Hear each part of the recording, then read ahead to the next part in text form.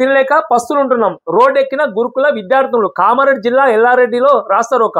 ఏడుస్తూ అధికారులకు తమ గోడు వెల్లడి. అన్నంలో పురుగులు, పప్పుచారులో పురుగులు, చివరకు తాగే నీళ్ళలో అవే దర్శనమిస్తుండటంతో గిరిజన గురుకుల కళాశాల విద్యార్థులు ఆందోళన దిగారు. కామారెడ్డి జిల్లా ఎల్లారెడ్డిలో నిజాం సాగర్ ప్రధాన రహదారిపై సోమవారం వారు రాస్తారోక చేపట్టారు. విషయం తెలిసి అక్కడికి చేరుకున్న తహసీల్దార్ ప్రేమ్ కుమార్, అదనపు కలెక్టర్ విక్టర్ తో విద్యార్థులు తమ గోడ వెళ్ళబోసుకున్నారు. అన్నంతో పాటు కూరలు, స్నాక్స్ లోనే పురుగులే ఉంటున్నాయని, వాటిని తినడం వల్ల తమకు తరచూ కడుపు నొప్పి వస్తుందని రోధిస్తారు. మరి ఈ వార్త ఎవరు కనబడతలేదా? ఈ వార్త కనబడాలి కదా. మళ్ళా కాంగ్రెస్ నాయకులకు అంటే కాంగ్రెస్ నాయకులు కనబడాలంటే కాంగ్రెస్ తొత్తులుగా పనిచేస్తున్నటువంటి పేపర్లు, అవి వాళ్ళకి తొత్తులుగా ఉన్నటువంటి టీవీలు ఇది ప్రచురించాలి.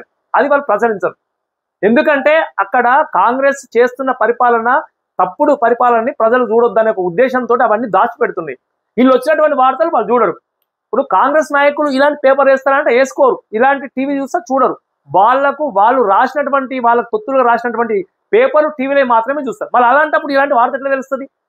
ఇక్కడ ఇప్పుడు ఒక సీఎం గారు కావచ్చు, ఒక మంత్రి కావచ్చు, ఈ గురుకుల గురుకుల పాఠశాల భోజనం చేస్తే అక్కడ కనీసం మీరు పోయినందుకన్నా పిల్లలకు ఆ 2 రోజులన్నా మంచి భోజనం దొరుకుతుందని చెప్పేసి మేము కోరుకుంటున్నాం. ఇప్పటికైనా ఇవే కావు, ఇలాంటి చాలా వరకు అంటే మనకు దొరికింది ఒకటే ఇది. అంటే ఇది ఇలాంటి ఇంకా మనం బయటపడకుండా ఎన్నో ఉన్నాయి. అంటే ఇప్పుడు వేసినందుకు కూడా వాళ్ళు బ్లాక్ మెయిల్ చేస్తుండొచ్చు.